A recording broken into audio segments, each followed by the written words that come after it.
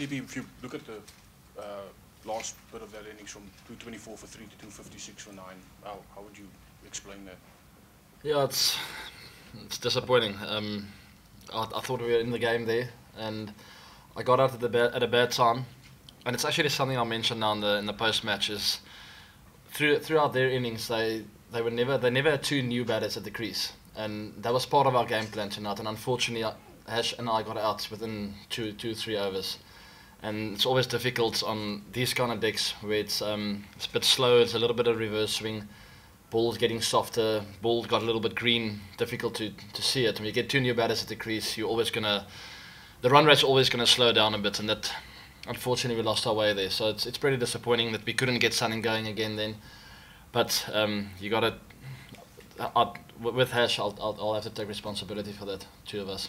Are you happy that the guys who are at 6 and 7 are able to do a job there when South Africa faces a situation like that? I mean, you and Ash can't be expected to do it every game. Yeah, I am happy that they've got the ability to do it. They've got a few games to go before the World Cup, and that's ultimately the time we would like them to be in tip-top form. Thanks, Laurent. Yeah, so I've full faith, and I really back the two of them, that Fudgy and Dave, they can win us games from any situation. I mean, with the ball, did you feel you needed another bowler out there? Or? Not really, no. I think the fifth bowler didn't go for too many today. Picked up a couple of wickets. It includes myself and a few others. I think it worked out pretty well at the end of the day. On these kind of wickets, you do tend to get away with a fifth bowler not being a full-time bowler. And extras through too many, and little basics that we got wrong, I think cost us the game today. If we chased 290, 300 max, we could have handled it a lot different. We could have approached the whole situation a lot differently, and Hash and I could have maybe just taken our time a little bit more out there, and the guys to follow. So unfortunately, we lacked a little bit there, I feel. AB is the combination of the fifth bowl, but also the conclusion of the match. A bit of a sort of looking towards JP and hoping that he'll be right. Yeah, that's the plan. That's why I went home, to get ready for end of the year cricket and also that World Cup. He plays a big part in our team. It really balances the team nicely when he's here. Just will give us that extra option, and obviously his finishing abilities in that middle order is priceless. So looking forward to getting him back at the end of the year. But it's a nice opportunity for the other guys to get a bit of a run and get some form. One other thing about tonight versus Perth, obviously, it's a big contrast in conditions within the same country, I suppose, and it's something that you'll encounter next year. So, like, how do you assess the team's ability to make those changes?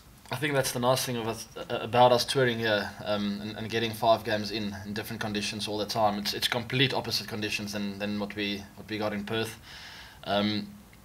It made the toss a little bit more important. Would have liked to bat first today, but by no means is that an excuse at all. But now we know that coming here, batting first is probably the way forward. Put pressure on the team batting second. The ball gets really soft towards the end of the innings, and it's just nice to So it's very nice to be playing here, and going to Melbourne next. We'll also be playing there and finish off in Sydney. So it's really ideal preparation for us. Moving around, the travelling time as well.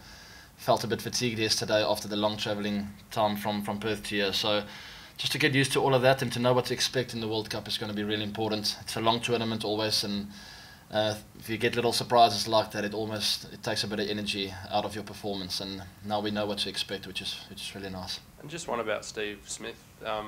He sort of supercharged the Australian innings towards the end. Do you find that he sort of one of those batsmen that can create unusual angles, I suppose, in finding gaps to that you got to plug or try to plug?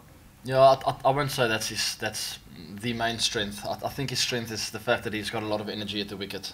He's almost a captain's nightmare when he comes to the crease after 25, 30, 35 overs, especially on this kind of ground where you're not gonna.